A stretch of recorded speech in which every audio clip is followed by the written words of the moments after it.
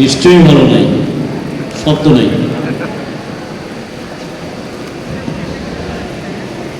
বীর মুক্তিযোদ্ধারা কি কখনো বৃদ্ধ হয়? বীর মুক্তিযোদ্ধা চিরযুবা, চিরকালীন সবুজ। আমরা আমাদের সেই সবুজ অবস্থাটা দেখাতে পারি না এখন। আমাদের বীর মুক্তিযোদ্ধা সবাইকে একটু দাঁড়িয়ে যেতে বলবো, এবং যারা আছেন সবাই একটু দাঁড়াবেন দয়া করে।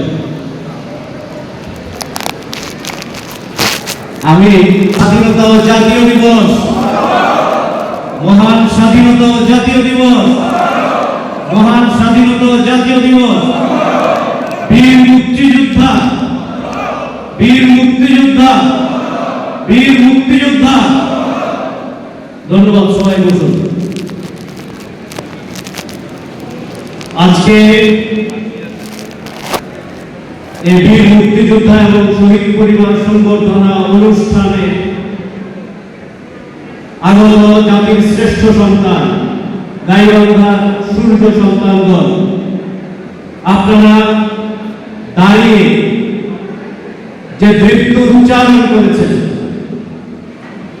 যে এই স্বাধীনতা ও জাতীয় দিবস অমর হোক, অমর থাকবে চিরকাল। পাশাপাশি আমার বীর মুক্তিযোদ্ধা জাতির শ্রেষ্ঠ সন্তান আজীবন অমর, আজীবন অমর। সারা বছরের মাঝে এমনই দু একটি দিনে, বিজয় দিবসে, স্বাধীনতা দিবসে আমরা একত্রিত হই। আমাদের মাঝে আমাদের বীর মুক্তিযোদ্ধাগণ কেউ কেউ ভাবতে পারেন যে এই একত্রিত হওয়ার মানে কি, এই একত্রিত হয়ে আমাদের লাভ কি, বা একটি আনুষ্ঠানিকতা। আমি সেভাবে মোটেও বিশ্বাস করি না। আমি মনে করি আপনাদের এই যে একত্রিত হওয়া,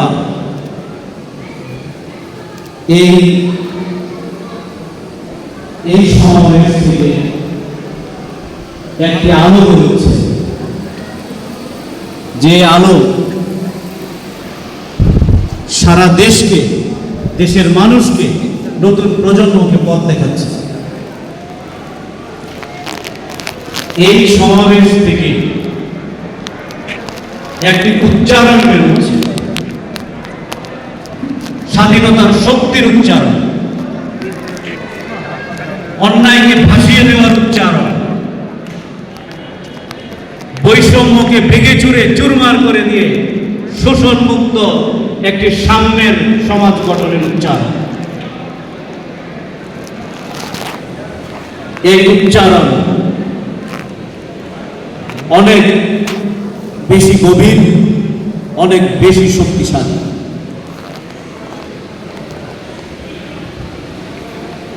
এই উচ্চারণই, এই শক্তি, এই আলো ৭১ পরবর্তী থেকে এই জাতিকে বিভিন্ন সময় পথ দেখিয়েছে, অন্যায়ের বিরুদ্ধে প্রতিবাদ করতে শিখিয়েছে, এবং সর্বশেষে ২৪ জুলাই বিপ্লব সংগঠিত হতে শক্তি ও সাহস জুগিয়েছে এই বীর মুক্তিযোদ্ধাদের উচ্চারণ।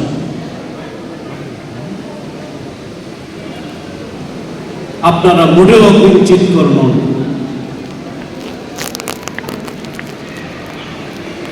আপনাদের এই উচ্চারণ, আপনাদের এই অবস্থান, আপনাদের এই ঐক্যবদ্ধ যে একটি প্রয়াস, একত্রিত হওয়া, এটা আমাদেরকে প্রেরণা দেয়, আমাদেরকে আলো দেয়।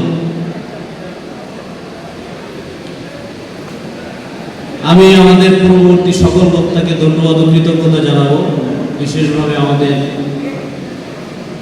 জেলা পরিষদের প্রশাসক মহোদয় জনাব মঈনুল হাসান সাদিক মহোদয় যে বিষয়গুলোকে উল্লেখ করেছেন, আমি রন্ধ্রে উপলব্ধি করছিলাম এবং ভাবছিলাম যে এই বিষয়গুলো ইমপ্লিমেন্ট হওয়া প্রয়োজন। ইনশাআল্লাহ আগামীতে আমাদের যে সমাবেশ হবে সেই সমাবেশে গাইবান্ধা জেলার সকল বীর মুক্তিযোদ্ধা, প্রতিটি উপজেলার বীর মুক্তিযোদ্ধা যেন সমানভাবে সম্মানী পায়, আমরা সেই ব্যবস্থা করব ইনশাআল্লাহ। ইনশাআল্লাহ আমি অনুরোধ করব যে আমাদের মুক্তিযোদ্ধা কমান্ড কাউন্সিলের যারা এখন দায়িত্বে রয়েছেন, আপনারা একটু সহযোগিতা করবেন। আপনারা প্রতিটি উপজেলায় নয়, ইউনিয়ন অনুযায়ী আপনারা একটা লিস্ট দিবেন বীর মুক্তিযোদ্ধাদের। আমরা আমাদের নতুন প্রজন্মকে বই থেকে মুক্তিযুদ্ধের ইতিহাস শেখাতে চাই না, আমরা আমাদের বীর মুক্তিযোদ্ধাদের কণ্ঠ থেকে তাদের ইতিহাস শেখাতে চাই। এবং সেই লক্ষ্যে আমরা আমাদের এই গাইবান্ধা জেলার প্রতিটি স্কুল, প্রতিটি মাদ্রাসায়, প্রতিটি কলেজে আমাদের স্থানীয় বীর মুক্তিযোদ্ধাদেরকে নিয়ে যাব। তাদের কণ্ঠে বীর মুক্তিযোদ্ধাদের ইতিহাস আমরা নতুন প্রজন্মকে শেখাবো ইনশাআল্লাহ। আমরা আমাদের বীর মুক্তিযোদ্ধাদের কখনোই হারিয়ে যেতে দিব না আমাদের প্রজন্মের কাছ থেকে। গাইবান্ধা জেলায় যে সকল মুক্তিযোদ্ধা শহীদ হয়েছেন, যে সকল বীর মুক্তিযোদ্ধা পরবর্তীতে মারা গিয়েছেন এবং যারা আমাদের মাঝে থেকে এখনো আলো দ্যুতি ছড়াচ্ছেন, আমাদেরকে অনুপ্রেরণা দিচ্ছেন, সকল বীর মুক্তিযোদ্ধাদের তালিকা আমরা উপজেলা এবং জেলা পর্যায়ে আমরা স্টোনের মধ্যে খোদাই করে লিখে আমরা সংরক্ষণ করব ইনশাআল্লাহ। আমি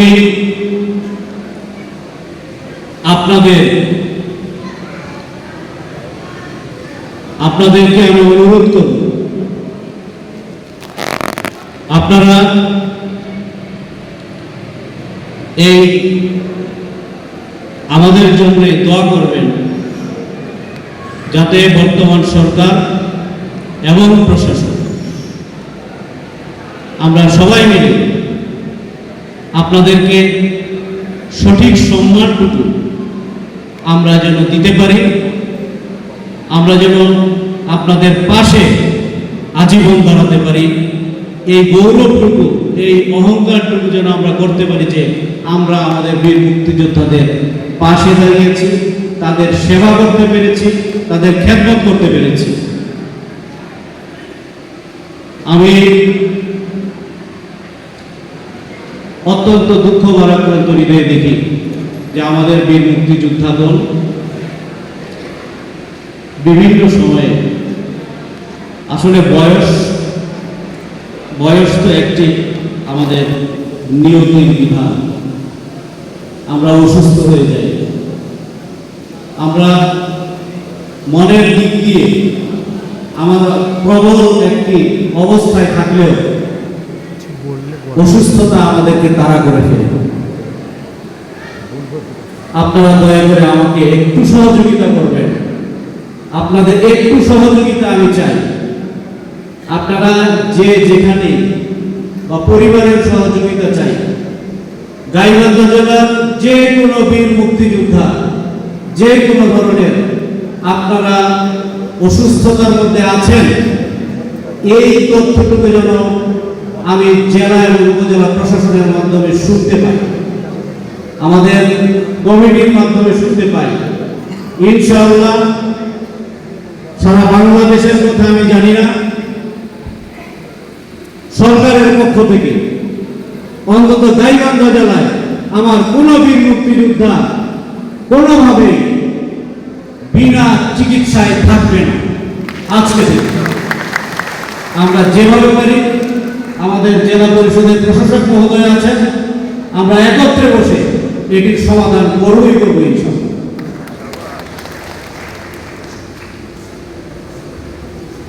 আমাদের বীর মুক্তিযোদ্ধাগণ একটা স্বপ্ন নিয়ে যুদ্ধে গিয়েছে।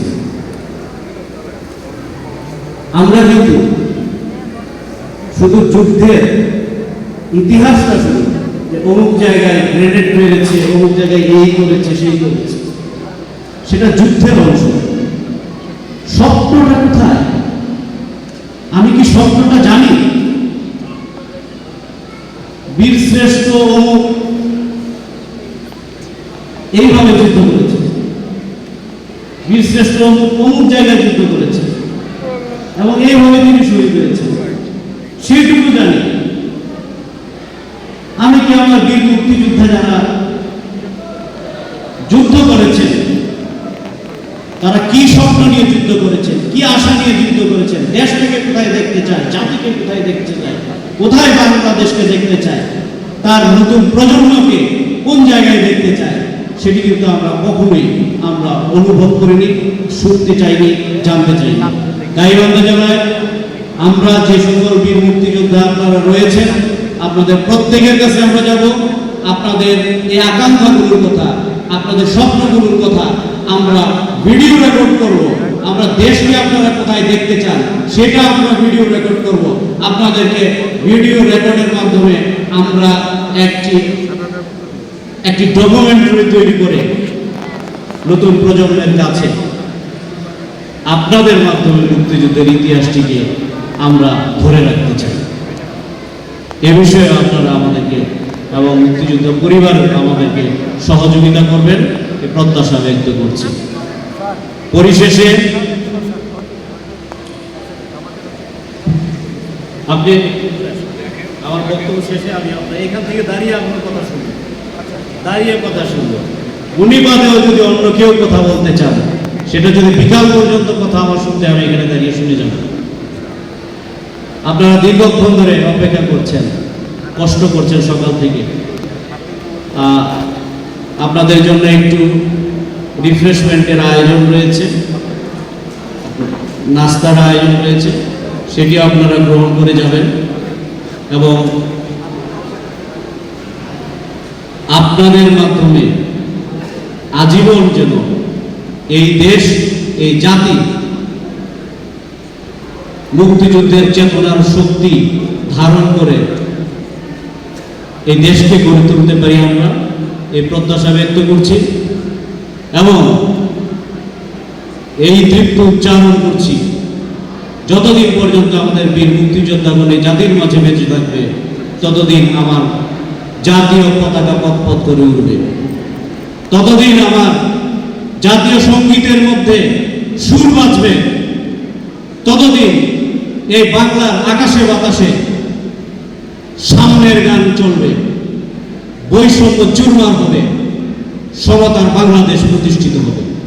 আপনাদের সবাইকে এই স্বাধীনতা দিবসের সংগ্রামী শুভেচ্ছা জানিয়ে জেলা প্রশাসনের পক্ষ থেকে আপনাদের প্রতি বিনম্র কৃতজ্ঞতা জানিয়ে আমার বক্তব্য শেষ করছি।